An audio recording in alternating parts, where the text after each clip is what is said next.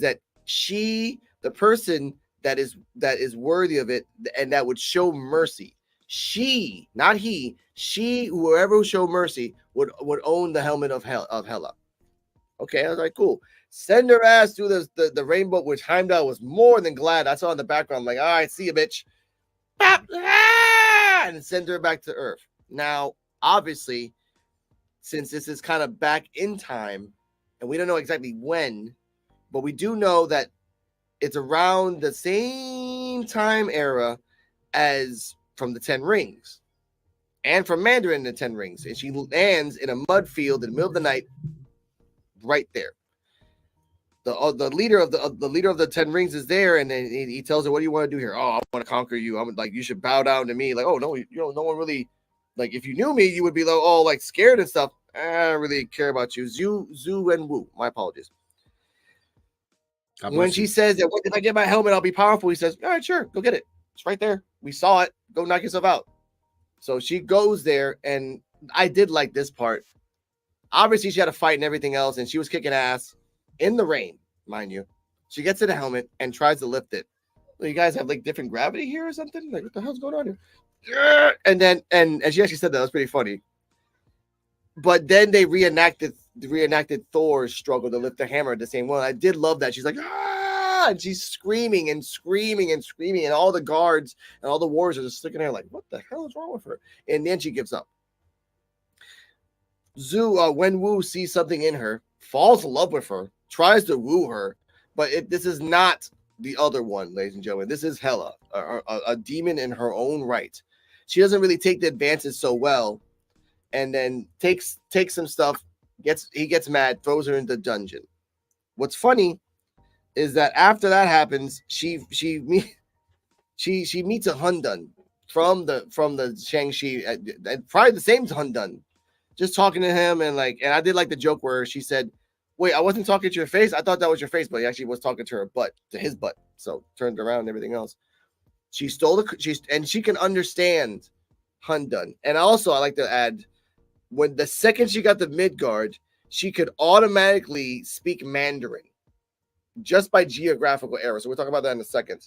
But up until the point that when she stole the horse and was about to run away, what was your thoughts on it? Yeah, when we saw that episode open up, yes, and we saw the showing of Thor 1 again being cast out of Asgard, similar, but then we're also talking about Thor 3 when we get introduced to Helena. Salute, Daniel. And then when we see this what if, and we find out in Thor 3 that there was an older sibling in Helena. We didn't know that from up to that point until Thor 3 with Loki. Loki's, of course, we know he's adopted, but the way they explained it makes you want to go, well, all right.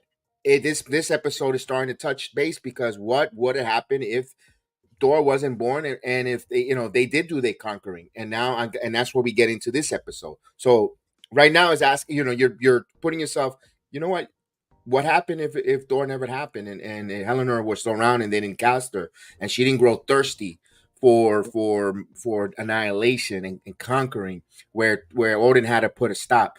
Now, if in this one here, it may seem like Odin was the one that was more thirsty, and Helena just got tired of it. Like, that's something, and I'm just tired right now. I need a break. This is too much, bearing. And like you said, he said she, and I didn't say he was worthy. That was another good question there, because we're going to see that later down as we do this video. What you meant, that comes back to play again in episode 7 later down in the upcoming few episodes.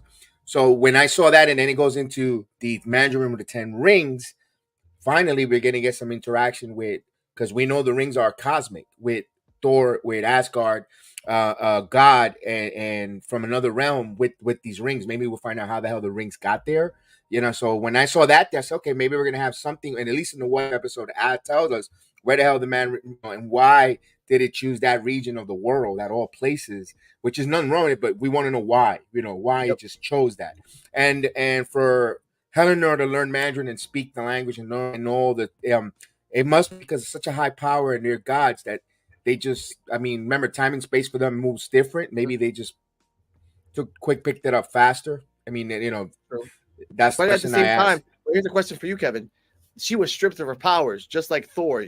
Thor landed as a human being, really strong human being, but still a human being nonetheless. And I think you're right. I think over just time, maybe as just fooling around, she learned all the languages at the time of that era, which is scary. Imagine she landed in Germany or in South America in Mayan Right. temples. Like that would have been like crazy. Right. But continue. Yeah, because they told us in Door One, and that they're educated. These are not just Yeah. big celestials who are just goofballs. They're educated. They learn. They read. They study. They read all different types of culture, and of course, they sometimes give out some of their information, as we saw there in remember Thor One. With the professor that went nutty, say he knew about the Norse mythology. So that's already on Earth as folks tales or children Mhm. tales or nursery rhymes, but it's actually their history being told to the earthlings to where we get to go. So all that there is interacting, maybe something with the internals in a what if neighbor down the road, they could say they educated. All these things opens up a possibility of what ifs, of situation that we might get those answers, those questions answered to us as season 3, maybe 4, whatever, and whatever the writers decide there to explain it to us. But I like the fact that the goes right into that she's going to about to go into follow the little, I forget the name of the Undone. river Hundun into that mystical realm when they Yep. meet there.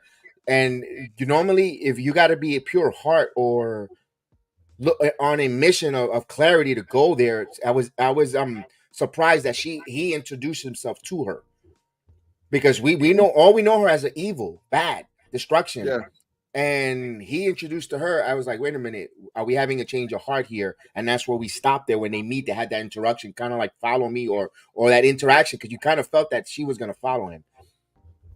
True. And plus, at the same time, that if that's the same Hundun that we know from the movie, he doesn't really have a good judge of character because his best friend was a junkie actor. So you gotta look at it from like that perspective. But I do like that. I think if you look at it from that way, Hundun didn't really look at her as a fallen god. Hundun just looked at her like, there's a woman in a jail cell that can speak to me and understand me. Oh, cool. Let's have a conversation. Also, before they went to the mythical forest, she's like, I'm going. Wait, I'm pretty sure I'm east. So if I keep going north, I'm gonna get where the Norse people are. I'm gonna get a bunch of people to worship me, and then I'm gonna get my power back. And she already had a plan. Like, I'm going to the Norse, and I'm gonna get my, like, that's not really a good idea, but all right, sure, whatever. That's great. They get to the mythical forest. She doesn't really believe Hundun, but they get to the Tao Lao, and they find Jai Yi, the woman that was supposed to marry Wen Wu and have Chan Shi. But time was off right here. She says that I'm the mistress of death. She convinces Jai Ji to say, hey, can I stay here to learn your thing? So therefore, I'm not a threat anymore. She's like, all right, fine. We have ways to control her if she goes crazy. And then thus the training it happens. Why are you here? Why are you trying to do these things? And then she keeps asking the same question. Why? And then what? And then what? And then what? And it gets deeper and deeper that she ultimately wants freedom, where we show a flashback of when Hela had her first dog, which is the dog that you see in the movies. And Odin, being like a very strict father, takes the dog and leashes it, and then explains to her, when you have a weapon, it's best to have it at your side than against you, but not given the chance to choose that side. Just automatically, you're my side. If you like it, I don't give a crap, whatever. Thus opening up herself and having a moment of clarity, as you said. From there, she wants to go outside again to fight Wenwu, so that Wenwu does not want to get to the mythical forest, because that was his purpose anyway, but it's just sped up by a few centuries, as we see here. That's fine, because again, we don't know the exact timeline of when this is. This could be in the 1500s. This could be 1,000 years ago. This could be 1920. We don't know. We're in the forest of China. That's it. All right, sure. Keep going from there. Heimdall reports at the same time, Heimdall reports to Odin that he cannot find her. Because again, Heimdall can see any universe, any place, and any time. But since Tao Lao is a mythical place that's covered, you can't see it. That kind of pisses off Odin. Odin automatically thinks, all right, they killed my daughter. Get the gats. We're going around the block. Let's do a drive-by. Let's go. We gotta represent. So he goes to the last place where she got thrown, which was in front of Wenwu's fortress. And then Odin, which I love, who has the weapon Gungnir, which is the original weapon of Odin. And this is pre One Eye Odin. So again, this could be either Odin and he lost that eye in the battle with the Frost Giants, or this could be Odin before he does the Tree of Knowledge, goes upside down and does all those things. We don't know, but we know that it's 2-Eye Odin. He recognizes that Wenwu has a power that's not of his own, of this universe, and it's cosmic, and I want that. He's like, you know what? No, screw that. Hela jumps in, and she has the new dragon armor. She has trained with Tao Lao. She's actually more open with her spirituality. The fight happens, and I will say, ladies and gentlemen, this fight was glorious beyond all comparison, because Wenwu is a very outside in, like a ranged fighter with her thing, and then Hela is a very inside fighter with her sword and everything else, but trained in Tai Chi.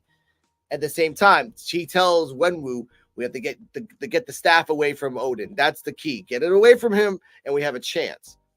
Yeah, that's easier said than done. So as they keep going back and forth, they do little misdirections. She's fighting over here. He hits him in the face. Odin's getting pissed off. Power Cosmic comes out, because again, he has Power Cosmic. At the point when he grabs one of the rings, because he's strong enough to do that, Hela gets in there, does a Chai Chi move, slips into Gungnir, and just gets him right in the freaking face. At that moment, we got a comment before I continue. Thank you. What's up, Jason? What's up, EX? Gonna live tonight. Talk about anything with you guys. That's up to Mr. Kevin if he's up to live tonight. It's New Year's. Enjoy life. It's New Year's, maybe not, because I know it's wrestling, but because we're gonna do night one, maybe that's why we probably take the night off tonight. Oh, that's fine. That's fine. As I continue, at that moment when she's fighting Odin, she comes to a moment of clarity where Odin's like, you becoming the mistress of death, and you actually want to give mercy. And that's where she says the same line that he said to her.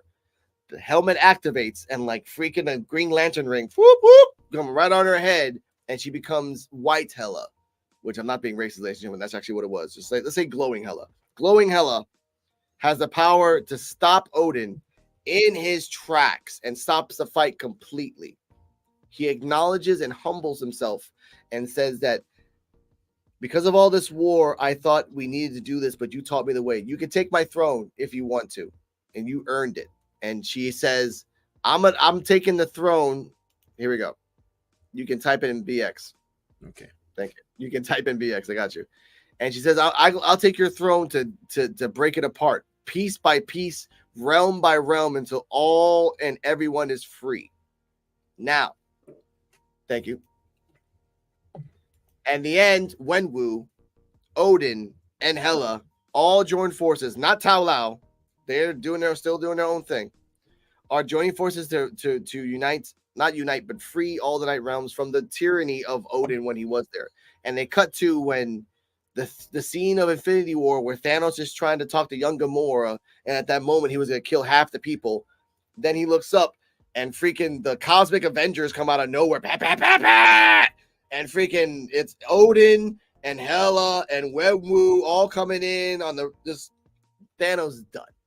Thanos is done. Now, before I get your thoughts, let's hear a little bit of the references. What If Hela Found the 10 Rings had a bunch of Thor references and other references from the MCU. So we're going to be talking spoilers from What If Season 2 Episode 7, so this will be your spoiler warning. When Odin is casting out Hela from Asgard, instead of sending her to hell like he does in Ragnarok, he casts her out to Earth, saying the same enchantment as he does to Thor when he casts Thor to Earth in the first movie. He also breaks the hammer like Hela does in Thor Ragnarok. When Hela is on Earth, she tries to lift her crown, and thunder and lightning happen, just like how when Thor tries to lift the hammer on Earth, it does the same thing. The protector of Tao Lo captures Hela and tells Hela about what Tao Lo is and how they're the protectors of this realm to stop the enemies from the underworld, which is referencing the Dweller of Darkness, but is also a reference to Hela being the literal goddess of hell, even though in this she didn't become that god because she never went to hell. She liberates Gamora's planet when Thanos is trying to take it over, which is pretty much why this is a What If Infinity War episode. So let me know, what other MCU references and Easter eggs did you notice during this episode? Well, there you go. I've got a thing there though, because at the end of that, we're assuming they're going to destroy Thanos. I had another point of view, because remember, the guy. I didn't follow too much of the 10 ring story. Yeah, The man with the 10 rings. I Mandarin. wasn't a Yeah, big the Mandarin. it's Mandarin. He turned on the good side. Helena was Yeah, evil, and she's also a good side when she becomes on that compassion in white robe. Weren't then my question was, did they go change Thanos into a face, a good guy, or because that's what I kind of because when they're coming in the cosmic as the like you said the cosmic Avengers in that yeah, what if I didn't think of them destroying Thanos. I thought of changing him because he's actually giving shelter to a young Gamora because he took her in as a daughter, a child. yeah, Maybe they're going to change his mind instead of being evil and killing everyone to be a nurturing and that's why I got of it. I didn't think yeah, of the adventures of them going to Denali and destroying them. We already saw him got destroyed already in other episodes, especially with Tony Stark's and Gamora with the Zapper that they yeah. and this one here I thought something totally different. So it's great because we talk about it and we see the different what ifs. And again, this is what we're planning. This is why we're doing these reviews, but not to just to give our perspective of what if or what we saw and interpret these episodes. And I love the battle scenes, the fight scene there with Odin, the Mandarin, Helena, everyone in there, the ways, the strategy, everything hit. And I was asking about Odin. Let's say, then I even thought about it. What happens? He, like you said, he didn't lose his eye yet. So Loki hasn't been born and he hasn't retrieved it yet because he hasn't had the battle with the Frost Giants. What if this battle here humbles him so much that he changed his ways of thought because he kind of left in defeat. He left in defeat. He goes back to Asgard. He then sees the Frost Giants jumping up and doing their mischief, and he goes as learning his lesson. I got to change my ways, and that's when he loses his eye, and that's when Thor begins and all that. And that's what I thought. Maybe that's a what if that he gets humbled. His ass got humbled. He got beat, and we go and in that universe. But that's all the That's different true. possibilities there that I was It is. that I would look at. I do like that because again, at that moment when he met Gamora, he already had the black hand. I remember that. He already has a black hand. He already has his army, and it's growing. Not so much that he was Infinity War, but it's getting to that point because Gamora was a kid. So I guess like that's 20 years before Guardians of the Galaxy, 30 years before Infinity War, all that stuff. But we're in the Infinity War thing. But I think, yeah, he could just went over there and say, hey, surrender. Let's not do this shit anymore. Everyone's free. You don't have to kill half the universe. Because remember, Thanos did that because he needed, in his mind, it was a necessity of resources. But if everybody's free, then everyone can try to be a better person. So I did like that at the end. And you're right. Not Thor. If Odin stayed with Hela, there would probably be no Loki because again, he found Loki in a battle. He wouldn't marry his wife in order to have Thor. So therefore, there is no Thor in this universe anyway. And because he's happy with his daughter, mind you, we don't know. He had a daughter, so therefore, we don't know if the wife died in this universe either. They never said it. They just said that Hela and Odin was just wrecking shop, but we don't know if the wife died. So if she died in this universe, then either way, there is no Thor. So I do like that aspect. This is a totally different timeline, maybe with no Thor, no Loki, and nothing else like that. But again, there's still the Dark World. Elves still hated Odin for a long time, even before this shit happens. So that's another thing they can go by a part 2. But let's continue. Ladies and gentlemen, we're going to episode 8, and I actually have the thing in the background. What if the Avengers assembled in 1602? Now, this is a continuation of episode 5 to 6, obviously, when Peggy got picked up. And, oh, where the hell am I? At the start of this episode, it's really bad for me because it's funny-wise. At the start of this episode, Loki is projecting Hamlet, but really bad. Obviously, really, he's like a very big Shakespeare fan. Not Odin, but Thor is just like, oh, whatever, this is really boring, there's whatever. Hela is there, and she's the queen. No Odin, just Hela. And a bunch of other characters are there. All of a sudden, a rift opens up in space. Captain Carter comes out of nowhere in her medieval armor version, saves Loki because Loki gets sucked up the thing first. Boom. Has some particles on his skull. The queen gets transported, and she tries to save her, but the queen gets disappeared. Thor, being pretty much a blockhead, it's like, you know what? It's your fault. I kind of know that you saved her, but I don't care. So she's on the run. And as she's on the run, she goes to the forest. And again, once again, Loki is projecting Othello to two girls who don't give a crap about it. He's like, it's basically if a football player is talking to people that don't know anything about football, and like, I don't care what you're talking about. Like, I'm getting a free ride and free alcohol, whatever, man. Just set hut, whatever. So as that's happening, three people stop the carriage. They open up the door. They open up the top window, and it's Roger's hood. So he's called that. Bucky with his nice little arm in metal. We don't know what type of metal that is, but it's probably vibranium. And Ant-Man, who apparently has the power of Ant-Man's in medieval times. We didn't explain that, but okay, sure. And they're robbing it. Ant-Man is focusing on the cakes. Rogers is focusing on the money. Out of nowhere, Captain Carter comes out of nowhere. Roger's hood tells him that's weird. My Margaret died many moons ago. I haven't heard someone say that in a while. By the way, Peggy's name is Margaret. Peggy's just a nickname, as we can find out later in life. And they have an instant chemistry from right then and there. She's there because she needs to find someone who's smart enough to help her. And where did she go? To Tony Stark, which is just. But from that point on, what was your thoughts on this? From that to the interaction of Rogers Hood and I'll just call it Rogers and Captain America. Say it like that. Yeah, that's right. Just to see, because we go back to the episode where she gets pulled down, where the Hydra Stomper, I believe episode 5, and we want to see what happened. Now, where we finally see that 16th century, of course, they try to talk Shakespearean. I found that hilarious there. Where Loki, horrible, and he's like being a trickster, getting a free ride with the two dames that was funny. Also kind of a Robin Hood type of deal. But again, the main idea so far of this plot is that love connection, no matter what multiverse, what universe, Peggy and Rogers just overshadows no matter what dimension and what timeline and space. So we're okay now. This is the telenovela, or of the Marvel, the MCU universe. Peggy and Steve Rogers, and of course, in every multiverse, I haven't seen one yet. I'm pretty sure What If will come up with one later. Tony Stark is still the mind of a genius, no matter what century there. So I'm pretty sure there's gonna be one that he's a dunce and everything will be backwards, but it's still this was great. Let's take a look at it. Let's go right with that. I'm like, okay, let's see what Tony Stark's is gonna, with his mind in the 16th century with limited technology. What is he gonna come up with? True. That is true. Now we continue on where they're in the secret treehouse area. Rogers and everyone else is drinking chin and everything else.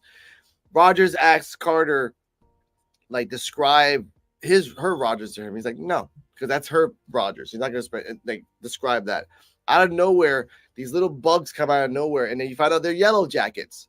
All the same technology from the Ant-Man to, again, we don't know how this is happening. Happy Hogan is there too, and he's the sheriff of Nottingham. And then stuffing the yellow jackets in the gun and shooting them, and they go in there. No match for Carter, by the way. And then going back and forth, Carter gives the shield to Rogers, who's a natural with the shield, who's never had a shield before. He has the pointy one, but not the circular one. A little weird about that, but it's explained later for that reason. Then, for some weird reason, actually not weird reason, because it's Thor. Happy Hogan brings out the destroyer from Iron Man 1, who just destroys the whole thing, and they have to run away. And Carter tells him, get out of here. I'll distract them. You can guys run away. The Rogers and his crew leaves. She gets arrested. In the dungeon, she overhears that the Wanda, or the Scarlet Witch, is trying to find the Overseer. Not really the Forerunner. There's someone else here in time that's not supposed to be here, and that person's the reason for the rifts. So she asks Carter to come to find that Forerunner, but they don't know who the Forerunner is. At the same time, the Watcher's like, no, let's get out of here. I can just get you out of here. Let's go. She's like, no, I have to try. Look, sometimes universes die. I see millions die every day. It's just going to happen. Like, what if you don't do this? What if you don't save this? What if? Even Carter's like, all right, what if I don't even try? So he's like, all right, fine. I'm just gonna keep watching. And he told her, sure. As this is happening, gets into custody. And as she's escaping, she finds a cell. And in that cell, there's a guy that sounds like Banner. Banner, is that you? Oh, leave me alone. The piece is quiet. I love it. And he's wearing the Iron Mask, like the man, the Iron Mask, which is another nod to he had the same armor as the Iron Man Mark I armor. So I think Iron Man made the mask for him. Now, this is the difference between Rogers and Carter. Rogers would accidentally get out of the way, and then the door would get shot because the door got shot, and Banner's turned into the Hulk and rampaged out. Carter, knowing that she's gonna get shot, moves out the way and makes sure Banner gets shot in order for him to turn the Hulk. Carter's a savage. I will give you that. That's two big ass differences. Hulk has a beard, very, very English. She jumps on his back and gets out of there. She escapes. She finally meets Tony Stark, who is, like, by the way, Tony Stark gave, here, have this, Banner. She drinks a couple of, oh, this is great alcohol at 6 a.m. I woke you up, didn't it? All right, whatever. But we met Tony Stark before, and he's like all enamored by the big words that Carter is saying. She even brings up flux capacitor. Nice little Back to the Future reference. He says that I actually made something. This is called this will find the Forerunner, but we need the time stone. We need that stone that King Thor has. So they make up a play, and with the help of everything else, they sneak into the castle with Rogers and Ant-Man and Bucky. I call them all those things. They sneak into the castle, but the Hulk is in there too. We find out that Happy Hogan is Purple Hogan from this Christmas episode. Again, not really explained until we get there, ladies and gentlemen.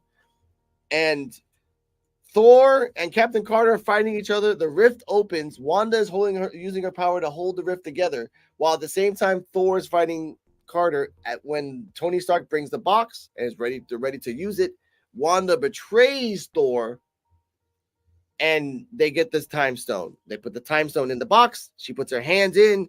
It's freaking time gauntlets, a la Iron Man Mark I, and then shoots on Thor. And I'm thinking, okay, it's gonna turn him old. It doesn't really help as Guardians because the older they get, the more powerful they get. So, but it actually stopped time, and we find out the reveal of who the Forerunner is, and it's actually, sadly, Roger's Hood. He doesn't remember it, and Carter kind of like jumpstarts his memory, where he explains that he was in a battle in space, and he was fighting somebody, and in the moment that he punched, he missed and aimed at one of the stones, which was the time stone.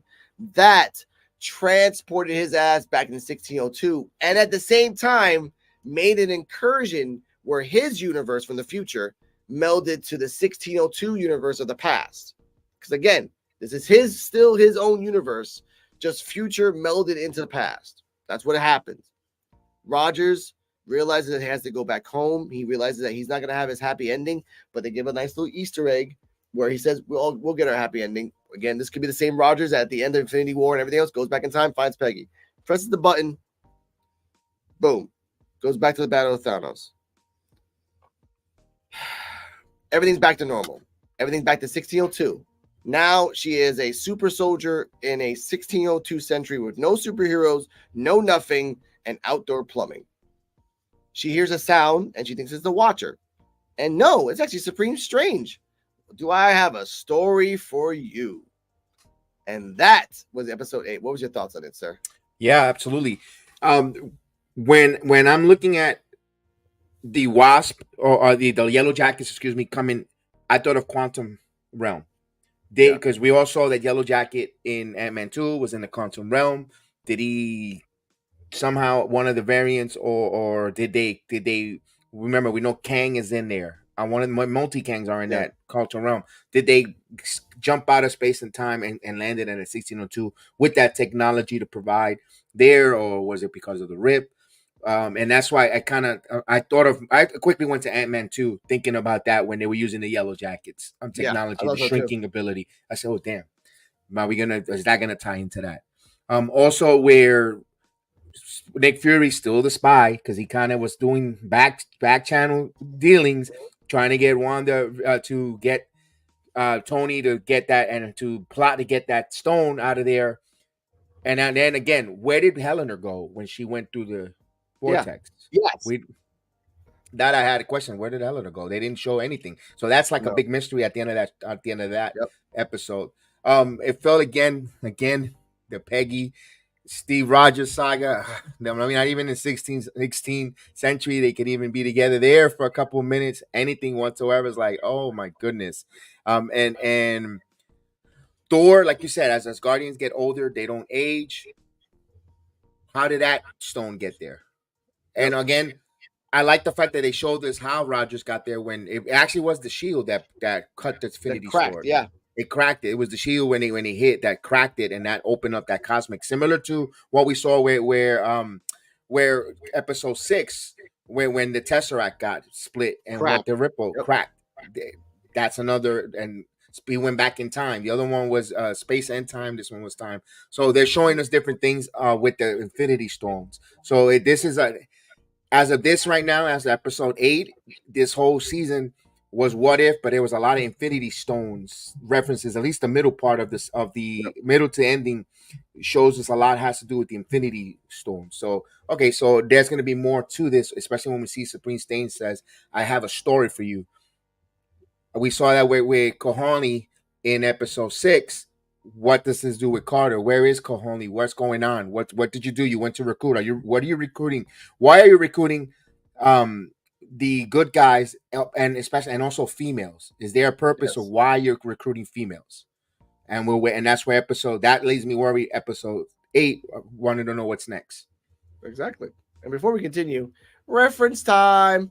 Episode 8 of What If Season 2 had a shit ton of Easter eggs and references from the Marvel Universe. So we're going to be talking spoilers from What If the Avengers assembled in 1602, so this will be your spoiler warning. When they show the royal family, it's an Asgard royal family with Hela, Thor, and Loki, and Hela has Loki's scepter, which instead of the Mind Stone, it has the Time Stone in it, which is why it's green. During this episode, Nick Fury references Nebula's observatory. We also get a reference to Isle of Ego, which means Ego is an island rather than a living planet. And then we have Groot Groves, which Groot is a wine grove. So fun little references to these characters we haven't seen in the episode, but we know they're around. Steve also asks Peggy if he can hear about the Steve from her universe, and she turns around and says, "No, I don't think I will," which is a reference to Endgame when Steve says, "No, I don't think I will," to Sam. When Steve Rogers is fighting, his shield is just like the ones were from Infinity War, which led into this being a huge reveal that this episode is a What If Infinity War episode. During this scene, Peggy says, "We never get a happy ending," a reference to literally her episode where Steve flew into the Red Room to sacrifice himself to save her. Yeah, good references. I didn't think about that one there. Although most of those there with the Groot and the island of Ego. Good job there. That's why it's always good to hear those things. And before we go to number 9, I want to say they have nice little. He has a review. I think the ending. Here we go.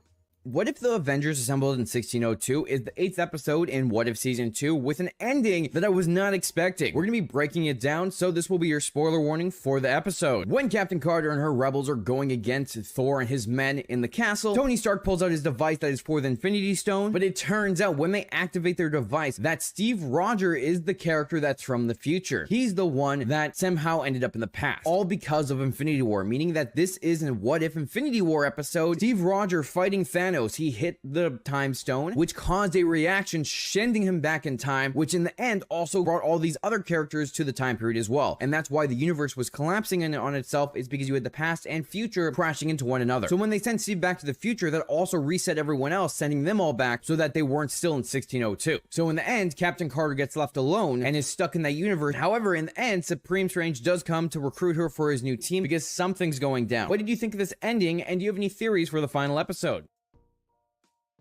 Got it. So everybody was sent back. Okay, that one I didn't. I kind of thought about it, but I didn't ask myself that question. As I thought they were going to be there, so everyone went. Okay, makes sense. Makes sense. Yeah, and now they can write that away. Oh, Hela was sent back to where she was. Go no whatever. Oh, explanations. I'm like, oh motherfuckers. All right, I got you. Ladies and gentlemen, it's time for the finale, episode 9. There was supposed to be 10 episodes once again, but we'll get to that a little later. What if Strange Supreme intervened? Now, we find that Strange is talking with Carter at the same pub in 1602. And he's like, you know what? I'll give you something better. So he gave her about centuries old scotch, which I respect him for that. Yes. Great little touch. He's like, yes. I was like, oh, yes. He's like, I need your help. I'm actually like assembling a team to find some things. You want to come? He's like, yeah, sure, whatever. That's like, because they're all connected in war and they're all connected in the things that the battles that they have. And I love that the Watcher said that they're friends and not in battle, but in the things that they believe in, and same thing as well. So I do love that. After all that's happening, they went.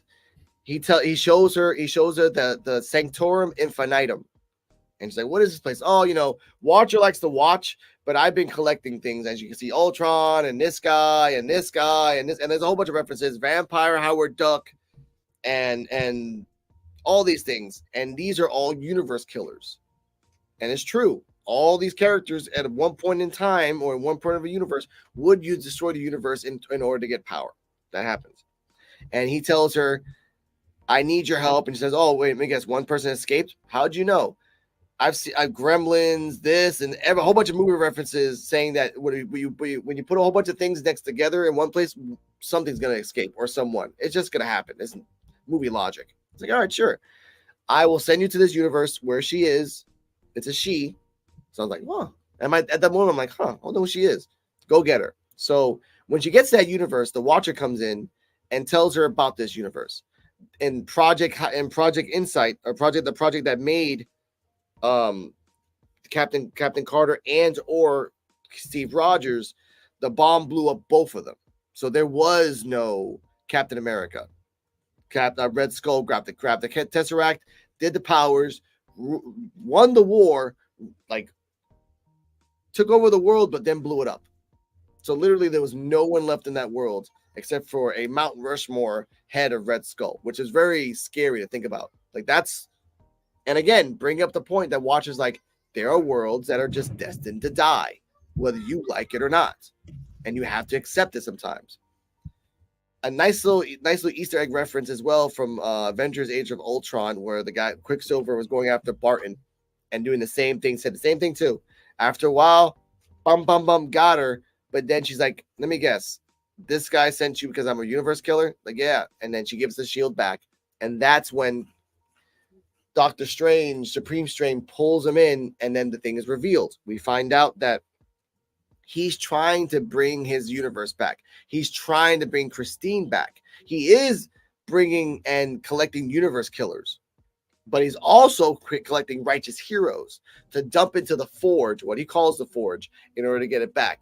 There was a moment of make your decision, Carter, which my girlfriend's like, hurry up, Peggy. Why are you waiting so long? Like, give her a second. She's like, she's weighing the options. She doesn't know who she is. Like, I don't know you. I've been in the war with this guy. But then I did also like the part when she goes up to him and she punches him and there's just a shield next to him. And I'm telling myself, this is the guy who fought an Ultron with Infinity Stones and ate a lot of blasts like it's nothing, and you're punching him like it's gonna make a difference. Oh, Peggy, poor Peggy. So as that's happening, she realizes like you need a distraction. She uses her shield to let out everybody in the jail cell. We got adult Peter Quill. We got Shang. We got the Mandarin with the rings. We have this. We have that. They're running away. We see Thanos come out of nowhere with the Infinity Stone. Random Thanos grabs the shield and like, oh shit! And it's Kaori, and he's about to snap, but someone snaps first and then snaps him out of his existence. I'm like, who the fuck is that? As the sounds picking up and the music, I'm like, oh, and she recognizes it's Killmonger. Same Killmonger for episode 1. And as we're fighting, is saying, there's only one guy against Killmonger and Kaori. How are you going to do this? And Carter tells Kaori, we need that armor that he has on to even have a chance against Strange. And Kaori, being ever so smart, was like, okay, fine. I'll just teleport his ass out of the body and teleport his ass back into the fight. And he's like, where'd you go? Oh, I just put him back where he goes. And then you see him, what's going on here? And immediately fight everybody. Now, at that point, what are your thoughts on the episode? The reveal, betrayal, and the battle royale. Yeah, I'm gonna still go a little bit backwards there with the Killmonger. I love that she was so intelligent immediately to get him out of the damn suit. You don't have, and send them back into the fight, and then Killmonger is like, yo, I'm ready to fight. Yo, Wakanda armor immediately. Let's go. Boom, let's go. I love that part. And then poor Thanos again, he's about to snap, and they snap his ass out of nowhere. So now we know that suit is available. But all in all, to start it off, it's Strange becoming desperate. what is, and again, a reference to Meatloaf. Those for people who know, Yeah. I would do anything for love. Oh So my God, that's a deep cut. so God, I thank you thought for about that. that. Meatloaf, so he really would do anything pretty much. I like they had Ultron with Infinity Ultron with all the when he collects the Infinity Gauntlet or the Yep. Infinity Stones. They had him tied up in there in jail and put away. The one thing I was waiting for, though, I want to be honest with you, all those universe destroyers is, are we gonna finally freaking see Mephisto? Like, is he there? And wah, wah, wah, nothing. So I was like, although as we get closer, I got thought something similar that was gonna happen, but when we get into it. But I like the fact that Strange is explaining why he wants to sacrifice, because that's, again, back to I'll do anything for love, because that's what he wants. He just wants it's the same thing as Peggy Carter, but Peggy is going at it in a different way. So will Peggy's sacrifice, or her way of living without her love, will she get to the compelling Doctor Strange, Steve? So will we find out? And that's where we set our battles, where now we have the Infinity Gauntlet, where she has enough a level of power to calmly try to talk or tell him, look, I'm dealing with this. I'm gonna listen to me. I'll help you deal with this. And that's where we leave off there, because now she's got the armor, and now we're getting ready to have that confrontation. And as we continue in the beginning battle between Infinity Armor Carter and Kaori by herself, she has nothing on her. She, like, Strange is underestimating her, like, oh, it's so cute that you. And at the same time, she picked up the powers real quick of how to use every single one, maybe by osmosis, by looking at Ultron and kind of figuring out what's happening, which I kind of respect that. They're fighting back and forth. Strange is holding his own against Kaori and everybody else, but in the end result, as they think they're winning, there's more of us as there's not more of you. Strange stops at and says, yet there's not more than you guys, which makes it hundreds of them. But then Carter's like, oh, I can do that too, like a Goku, and freaking does the same 1,000 Carters, and they fight each other. Strange does the Mind Stone to make not really a Mind Stone, just really an illusion on his power, which, again, we have to remind ourselves, he is strong enough by himself to have the same powers of the Infinity Armor by himself, because he fought his own against Ultron, and Ultron knew that he was the threat. No one else was the threat. As we continue on, we see that we're in the facility where either Carter or Rogers will get the serum. And he's like, you'll stay with me. We'll fight the Nazis. We'll do this together. And my girlfriend's like, you got a war. You kind of have a multiverse thing. Like, Nazis are not really that important right now in the full scale of things. And then the part where I loved, where she noticed it, was that he said, I love you, and a butterfly passed by, reminding her, you're still in the battle. Get back in the fight. Like, no, he's like, I love you. Like, no, you're not him. He tries to punch. She punches back, disperses everything.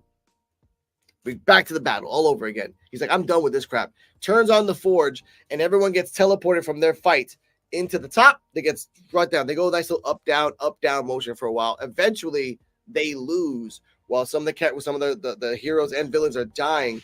Hela's like, I'm not gonna die that way. She throws the helmet of hers to Carter and says, give him hell, with the HEL, not HELL. Thor throws his hammer.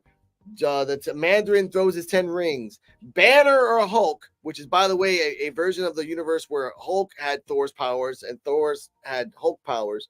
Look it out, really great comic. Throws his gamma cosmic infused sword, and it's cosmic infused because it has the Kirby crackle. Shout out to Kirby, they make those little things in the art. She literally puts on the helmet, the sword, and everything else. Kaori puts on the 10 rings. Now it's time to have some fun. Now the second part of the battle starts. They're going back and forth. They're just going nuts. And at the time that this is fighting, you see that Strange is slowly losing his human self and turning to the self that we saw for episode 4 and at the end of the first season. And at the point, he's like, screw this crap. He turns into his form, tries to throw Carter into the forge. At the same time, the forge is weakening. So Kaori has enough power to teleport everybody back to their original homes, except for the ones that died. Sorry, can't do that. And they keep going to battle. At the moment of clarity, when The armor's taken off her. They throw the hammer to the Strange. He eats it. They throw the staff of Odin Gungnir into his hand, and there's a happy face that swallows it. All is lost. Kaori throws at the last second. Carter, in a last ditch effort, tries to punch him. Kaori throws the stones, and she grabs it with her hands, which would have exploded her hand. But either way, again, cartoons, and punched him in the face, which separated a la Venom, like from his body, just like that. And that moment, it's like, my grief is too strong. I can't stop it. When it's true. And we realize what he did. All that powers didn't make him into a demon. The grief he had for Christine made that demon. That's a big difference in power. At the moment, the grief comes back into him, grabs Carter, takes him. I'm taking your ass to hell with me. She's punching and punching and punching. She escapes. Supreme Strange gets out of the body and pulls him back to hell. And I did like that because, again, this is the deep cut. We're talking about deep cuts. This reminded me of Freddy Krueger Part 5 when his mother grabbed him by the arms and like this got out of no Part 4 with the Dream Warriors, where everyone's like grabbed him by the arms, like, no, your ass is coming back. Yeah, and like that's what I reminded me of. He accepted it. The forge happens, it explodes, but the Watcher gets him out in the last seconds. And like, what happened? Am I okay? You're okay. Kaori's okay as well. I sent her back to her home dimension. We're all good. Like, what happened to Strange? And he shows her this is the universe that he saved. Christine is there, but by the cost of his own life. And he basically did a Spider-Man Homecoming. He wiped his existence, his own essence out of this universe to ensure he would do it. Also, a nice little Easter egg in case I forget. He himself, sacrificing himself, was powerful enough to power the Forge to make his own universe. That his power is the equivalent of all the superheroes and villains that were in that place combined. That is a scary, scary thought. But the Watcher tells her, it's time to take you home. All right. Can we take this? Like, let's take the scenic route. We don't have to go to San Juan. Let's go to the beaches first. Let's go to Piñones and have some fun first. All right. And the nice little Easter egg at the end was that I have something to show you. And they show the Loki multiverse tree, that the tree of life that Loki has made. So now that tells us this is all connected to what Loki was doing. We also find out that the Watcher is a fifth dimensional being. That's why he was not affected by these multiple stuff that's happened in Loki. What are your thoughts on it? Yeah, fifth dimensional being was like, when I said, I was like, whoa. And then seeing Loki with the tree after we just finished reviewing Loki season 2 and his ultimate sacrifice, that was phenomenal. Phenomenal job there, seeing that there, and it tied in. I was like, let's go. But the battle scenes, that second battle scene that they had with all the different cosmic weapons from all the swords and Hela's crown. Yo, just think I say, wow, if they were to do this on a live action, that would be so much awesome. All that fighting scene. And I love the fact that Kalani knew how to use the power she had to teleport them back. And when, like you said, those that pass away along with Strange, I think that was just enough for the Forge, for a recipe to save Christine. Maybe he knew about that, and that's why he went to get Coroni and Carter, because they needed them. And he probably, because remember, he could see, Supreme Strange could see all the probabilities, or Strange himself from Infinity Wars to see all the probabilities, whoever's going to win and all the outcomes. Maybe he's tried to look and saw the different outcomes and saw he had to get Kahoni from one and find Carter, and that battle had to happen because he was strong enough to pull his grief out into the Forge, and he had to sacrifice himself in order for Christine to win. Maybe he was searching through space and time and researching and came up with that plan, that probability, and it executed to his perfection.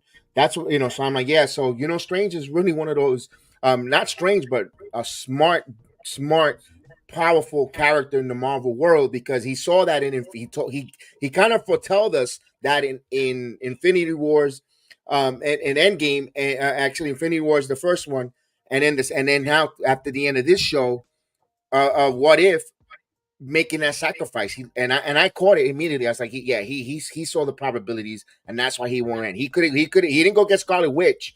He didn't. No. He didn't go get. He didn't go get America Chavez either, because America Chavez could break into dimensions and so forth, and has that power that he was trying to get and help or protect from Wanda. So I knew that's he must have looked at that probability and said, "No, I don't need them." Remember, Doctor Strange ended and the multiverse with that Dark Supreme Strange, and maybe that's where that story picked up from there. So I had all those questions. All in all, what a way it ended there, especially with the Tree of Life at the end with Loki and and I'm like, well, okay, season 3 is going to be phenomenal because it probably goes into Loki, because they never mentioned about Loki season Nope. number 3, but maybe the what if opens up for Loki season 3 because something happens in the what if that opens up a possibility to make a season 3.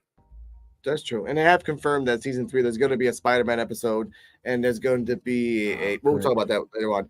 My thoughts on this episode as a whole, I did like that they kind of closed up the story of Supreme Strange. We were not expecting that at all.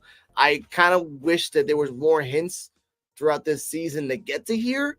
The surprise was like out of nowhere, left field. Like, okay, Supreme Strange is the villain. So I thought he was in the battle with these guys. He's not going to betray them because he knows them. He knows their hearts. He knows it's true. But I have something to argue your thoughts.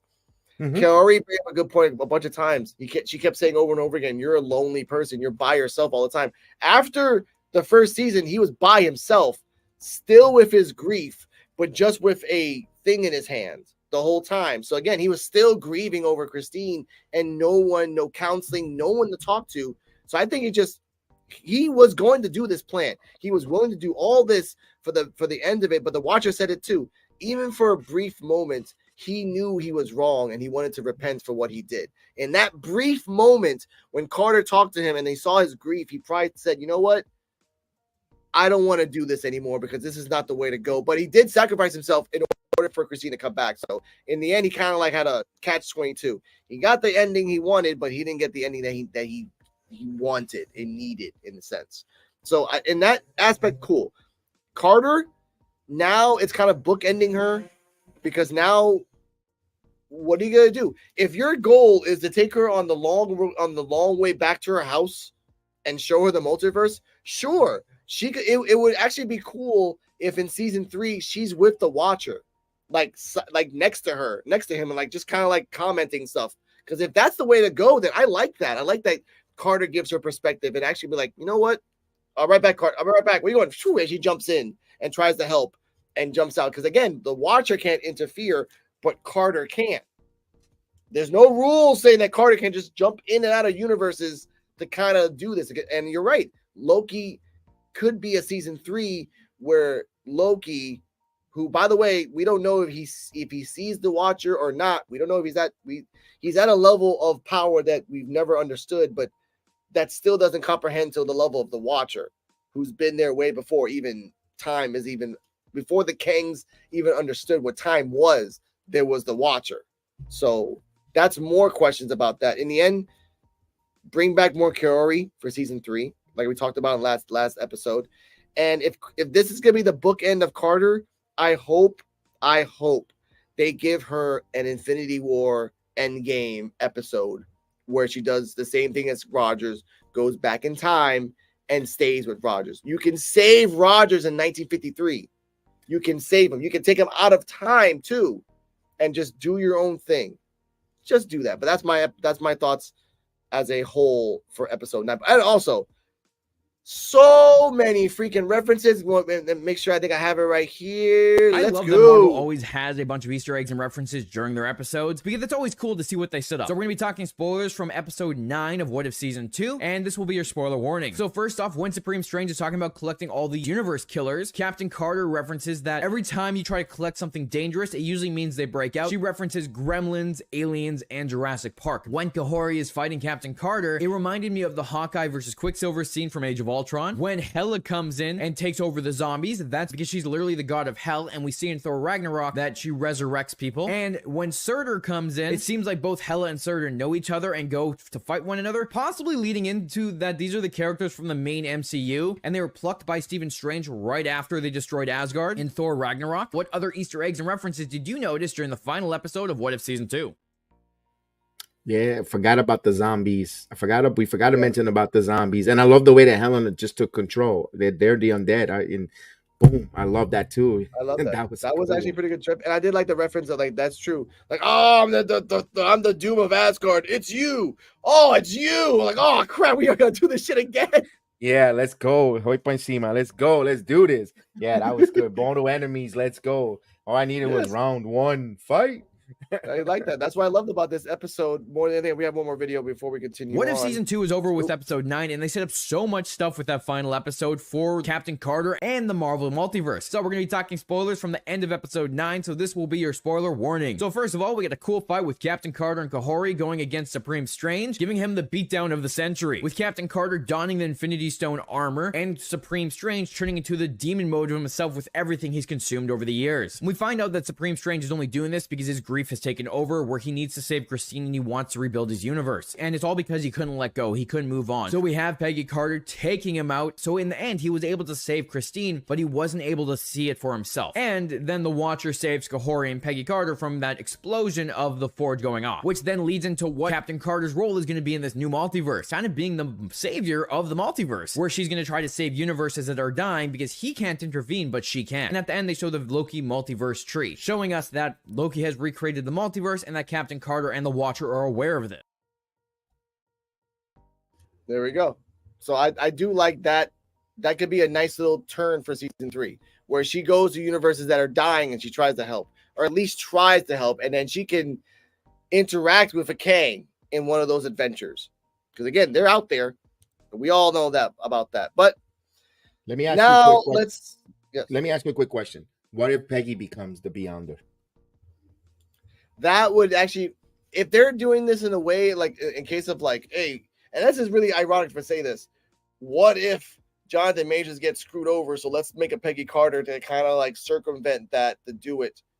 They have the time and the money to speed up animation as much as they want. And this animation season was not COVID. This was just like right after it, money, boom, boom, boom. Because again, we're having season 3 in the summer of 2024. We're not even waiting a year. We're waiting 6 months. They already got it ready to go.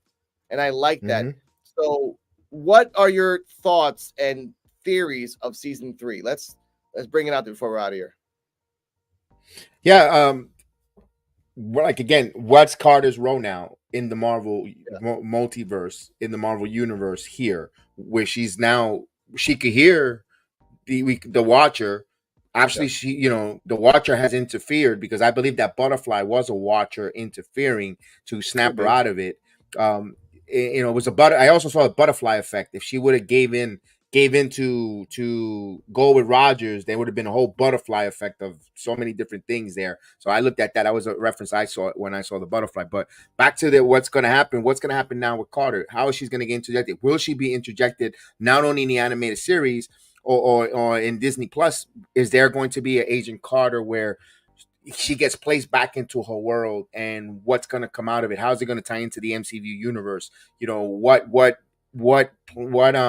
is it 1609? Where she stands? Because obviously, what Marvel's telling us here, from the What If series, she is an important part now in the MCU universe. Also, we saw that before the What Ifs in being a founder of Shield, not just being a love interest of Captain Rogers, but being a founder of Shield, working hard, and the influence she had, because she even had a niece. Remember, her niece was also part of Shield and working in the Marvel universe as well. So Carter has a big part in the world, and I want to see where they're going to take the direction with her going forward. And I want to see more Loki. I want to know what's going on. Is he going to stay there holding the string of reality there, all the multiverse, or how's he going to get out of that? And they're going to show us that. And now I'm interested with now you said Spider-Man in season 3 with the teaser.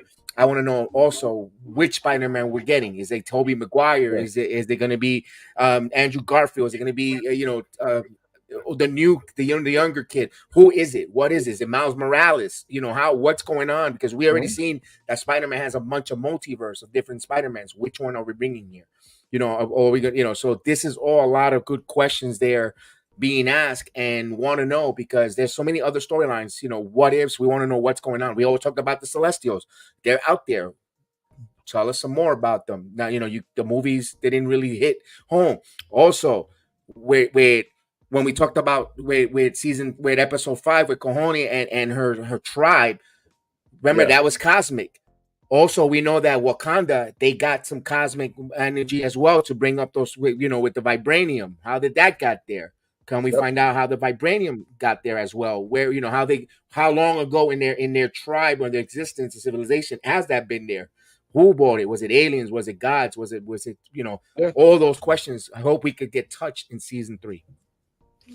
That's a good what if too as well. What if because the giant meteor of vibranium landed in Wakanda, which gave them vibranium? What if the meteor landed in South America where Namor is? What if the meteor landed in Canada where Wolverine and Project and all those guys are over there? Like, you can just take that meteor and that spaceship and just put it anywhere you want and have fun with it.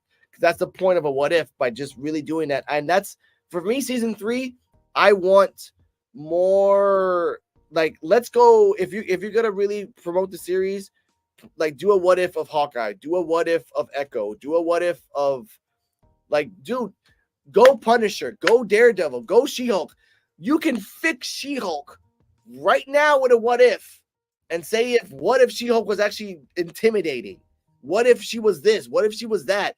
And I do like that the story of Carter in her adventures in season 3, if we see her in season 3, she can pick up on certain things. So when she gets sent back to the time that she was in the parking lot with Black Widow, she knows what to do. Like, all right, I already know what the freaking do. I know where to go. I'm actually going to save Rogers the right way this time, and then do that. I hope because I want her to have a happy ending. Because Rogers got a happy ending, and damn it, why can't she? Honestly. But that's our thoughts in season 3. That's the things that go on, sir. I've got another question that intrigued me that you mentioned, because we saw the story of Cojones and seeing how the Tesseract gave her powers. We also saw that I mentioned Namor, because this is also the indigenous, because they are Aztecas. The according to the movie, if you look at it, with they're Azteca who went to, what is it? They surrendered to a power or a stone to able to breathe on the water, if I'm not mistaken. The movie, I think it was like that. And now, and then they say he was a mutant, like the first mutant. What if, like, again, if that meteor lands for the Red Skull? How's that, ended in Germany in that time, so many, because they were looking for that according to the other animated movies, but way before, with the meteor, that it was the Red Skull army and Hydra looking for that in Wakanda, sending a claw. What if Ulysses' claw gets something different, to combine and go into Wakanda and or get an Infinity Stone, or rather, or mystical powers? Those are so many different questions. But my question is, I want to know how, if the story for her and the conquistadors that caused Namor and his family to go retrieve and learn how to live underwater in Atlantis world has to do with this world. If they could tie something with that, we'd love to find that out too. You brought a lot of different questions. There's another what if for everyone that's watching. We'll put it down in the comments. What if Atlantis fell, and instead of them staying underwater and learning underwater, they went west to America? At the same, because again, this is we can estimate that it's around like I said, it's pre-colonial times, so around 1500s. We don't know when Atlantis fell at all. We know that it was around 1,000 years ago, more or less, and based off stuff, theoretically. So they can say that Namor off the coast of Wakanda, Atlantis fell, whatever, and then, or even better, Wakanda fought Atlantis and got bloodlust, and they wanted to expand more, which would then clash with Kaori being a tribe of peace, and she has the whole world against whole world behind her against Wakanda. Just Wakanda. That's the part that's even scarier, because Kaori's badass, but I'm putting my money on a Black Panther. Sorry, easy money in the track. But ladies and gentlemen, I want to thank Mr. Kevin for passing by and giving us the honor and the privilege once again for the 3-part season 2 review coming soon. Hopefully sooner than later. We're going to talk about Aquaman 2. They say it's a bomb. Some say it's a masterpiece. We'll tell you the truth when it happens. Mr. Kevin, please say your socials down below so people can find you, which are in the description right below, ladies and gentlemen. You can find on the LinkedIn all our different platforms because I'm like a hydra or an octopus all over the place in Twitch, Twitter, YouTube. But you can find me on YouTube, Sports Jedi Network. We do now, of course, the movie reviews as well as all the different type of sports. Watch along. Hello, Amy. Happy New Year's to you. Salute to you. Thank you so much. Appreciate it. Wonderful comments there that she put on our channel, and follow us on the social, not just myself here on Rican Reaction. Let's support, let's get him. We got to get him over that 1K, so we're counting on you. Let's go, Jedi Nation. Let's get behind us here, and let's get to the 1K for this wonderful platform, because we want to continue not just talking about Marvel. We also got wrestling. We got some great stuff from Puerto Rico, the beautiful island, de la Isla de Encanto. So we got to follow Alex, who does phenomenal work, and of course, that's how it is. You support one another in 2024. We're going to be doing big things together, and we count on you to make things big together. And again, Happy New Year for everyone that's listening to us and is going to hear us on all the different platforms, on the audio, on the video. Thank you again, and may the sports be with you. Happy New Year. Alex, muchas gracias. Thank you. Que Dios te bendiga in this new upcoming year, and many blessings, bro. I appreciate it. And of course, thank you for the 4 people that are watching all around the world and on your TV sets, bathroom sets, patios, or rich mansions, whoever you are. Thank you. Happy New Year. Be safe. If you're gonna drink, eat some pernil to suck up all the grease. If you're gonna drive safely and get an Uber. We're technology advanced to do that. And if you're gonna get nasty, wear rubber. Above all else, but kiss the ones you love, hug the ones you care, and just tug on the cheeks on the ones that you love the most. Damn it, I love love. And ladies and gentlemen, we got one more comment. I'm about to finish that intro. Here we go. Amy here. Messed up my wins. Together we all win. Stay strong. Go Bill. Okay, come on. All right, now with the football talk, we're out here. Ladies and gentlemen, good night.